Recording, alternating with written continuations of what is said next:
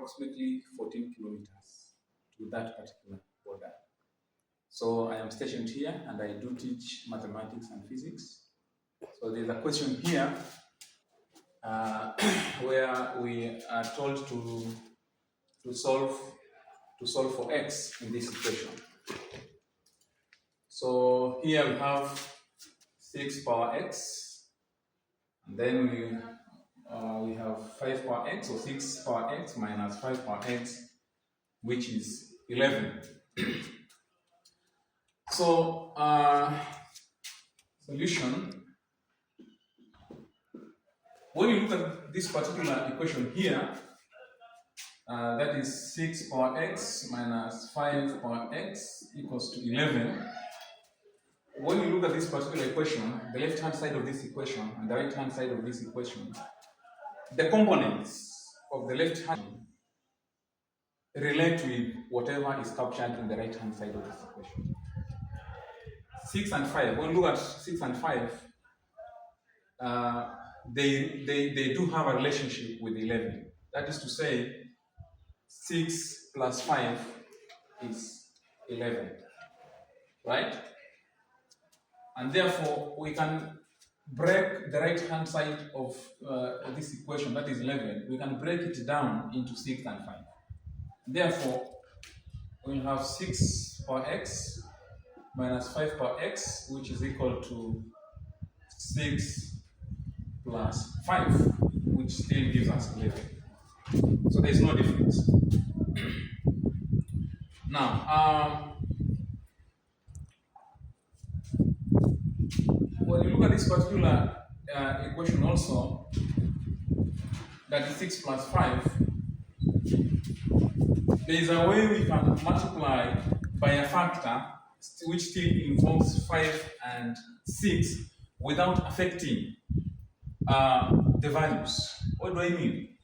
When you look at this particular expression, 6 plus 5, if you multiply by 6 minus 5, that is 6 minus 5, which is actually 1, there will be no difference still. Because if you open up these brackets, you are going to end up with 1. So 1 times 6 plus 5 still gives us back the 11. So there's no difference. If you wish, you can also do the same in the left-hand side of the equation, right? But then that one is not a mark because definitely it will give us 1. Now, if you analyze the right-hand side of this equation carefully, you realize that it is a quadratic identity. That is the difference of two squares. Yeah? Whereby, when you are given a situation like this one, that is a squared minus b squared, this one factorizes, or we can expand it into, that is a plus b into a minus b, difference of two squares. So when you look at this and this, they relate, right? They relate.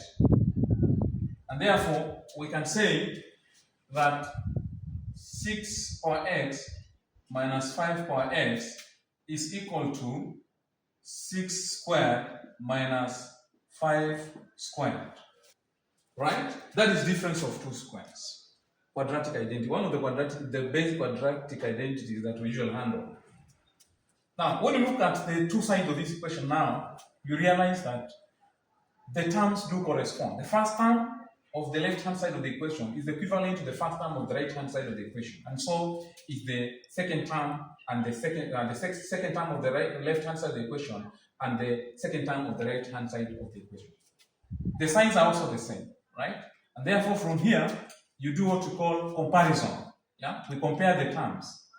So in this case, we can say 6 power x equals to 6 power 2. And also, we can say 5 power x equals to 5 power 2. Yeah? If the bases are the same, and the powers, or rather the bases are the same, and the two sides are equal, as it is shown by the equal sign, it means even the powers must be the same, right? There is no way the bases can be the same, and the two sides be the same, and then we have different powers. That one can't happen. Therefore, so long as the two sides are equal, the bases are also equal. The powers have to be the same. And therefore, we can conclude by saying our x equals to 2. Right? So thank you so much. That is how you go about such a problem.